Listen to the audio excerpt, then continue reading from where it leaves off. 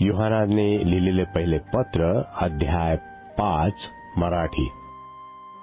योहानाने लिहिलेले पहिले पत्र अध्याय 5.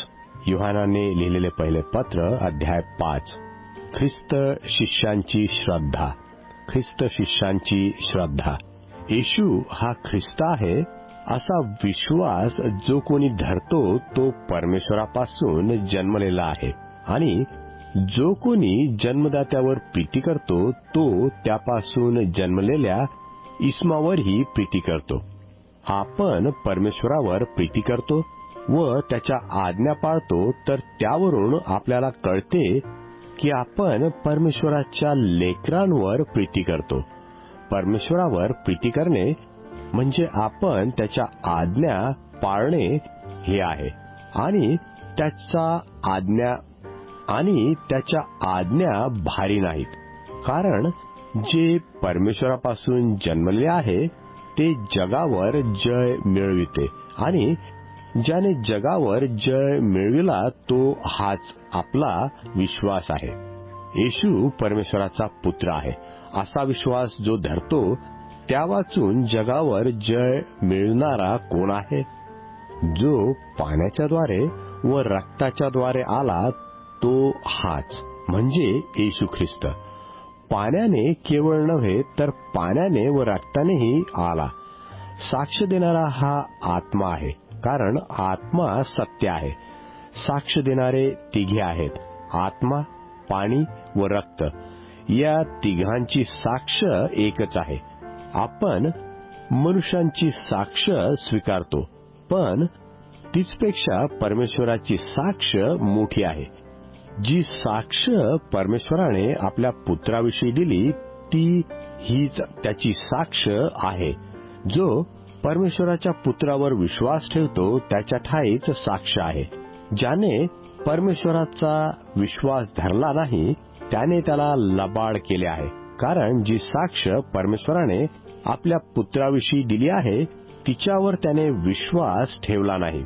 ती साक्ष हीच आहे की परमेश्वराने आपल्याला सार्वकालिक जीवन दिले आहे आणि हे जीवन त्याच्या पुत्रामध्ये आहे. ज्याला तो पुत्र आहे त्याला जीवन आहे.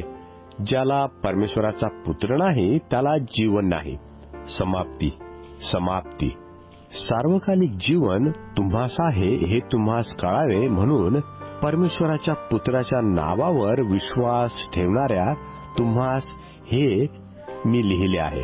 त्याचविषयी आपल्याला जो भरोसा आहे तो हा आहे की आपण त्याच्या इच्छेप्रमाणे काही मागितले तर तो आपले ऐकेल. आपण मागतो त्याविषयी तो आपले ऐकतो हे आपल्याला ठाऊक आहे.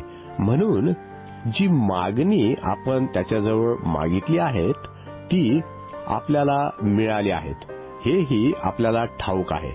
ज्याचा परिणाम मरण नाही असे पाप करीताना आपल्या बंधूला कोणी पाहिलं तर त्याने त्यांच्याकरिता मागितले असता तो त्याला जीवन मिळवून देईल. म्हणजे त्याचा परिणाम मरण नाही असे पाप करणाऱ्यास ते मिळवून देईल. ज्याचा परिणाम मरण आहे असे पाप आहे. याविषयी मागावे असे मी म्हणत नाही.